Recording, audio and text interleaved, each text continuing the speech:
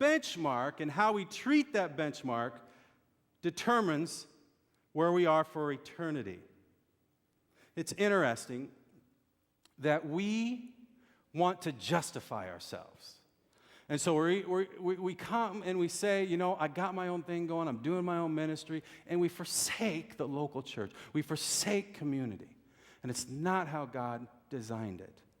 But we also come in and kind of get a pass out another way by saying, pastors, fix me. It's your job. But God's designed it so that you would be a priest. You would connect people to God. It's always been this way. If you want to jot it down, it's Exodus 19:5 and 6. Exodus 19:5 and 6, God tells Moses, I'm building you a nation of priests.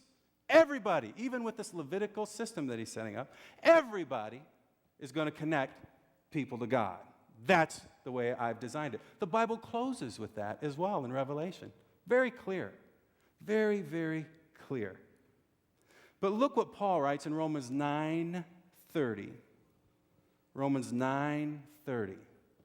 About this rejection of the living cornerstone, the benchmark.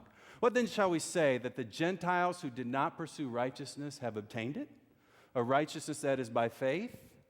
But Israel who pursued a law of righteousness has not attained it. Well, tell us why. Why not?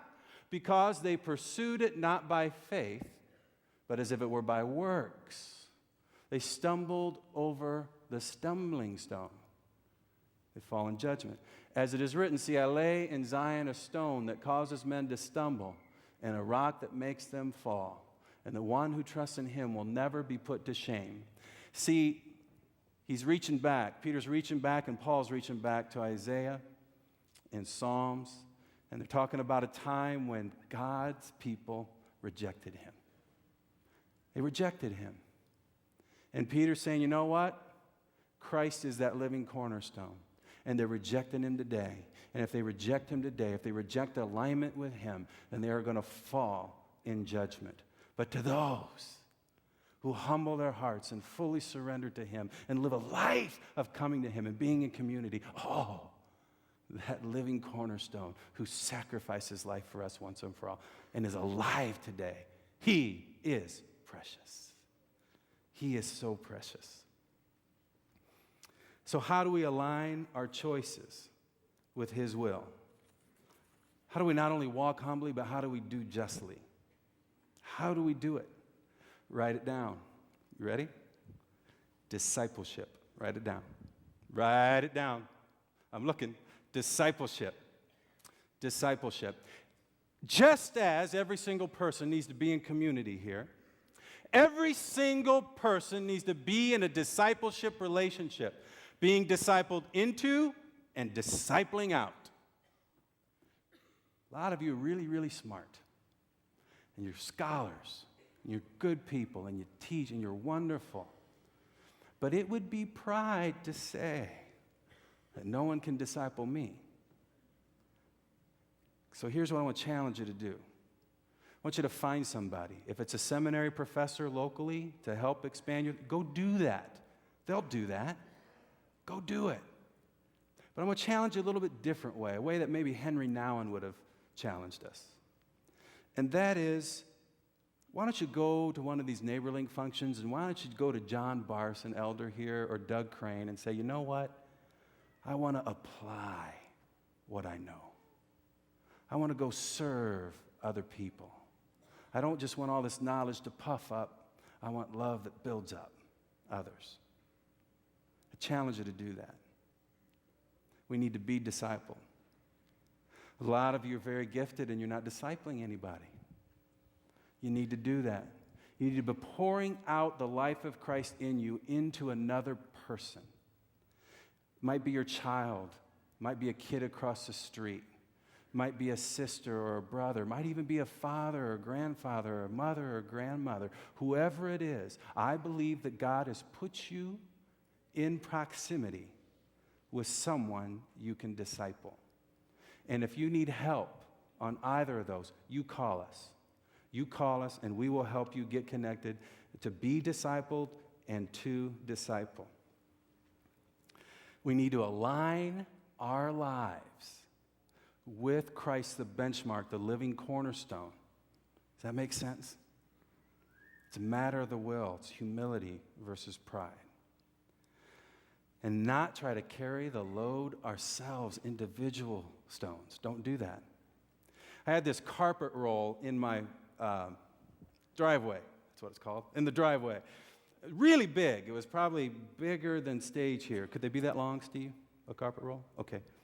And I wanted to slide it over a little bit because I thought it was too bent over one way. And so I just kind of went bent down and went, oh, and it didn't move, but I did.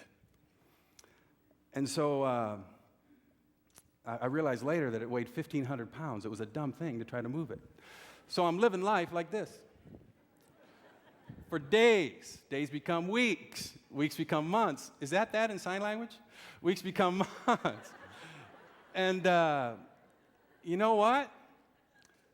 I thought it'll just get better, it'll just work out. And after I played tennis, it would feel worse, you know. And so one day I called my friend, a chiropractor, and I said, I think I need to come in. I used a speakerphone.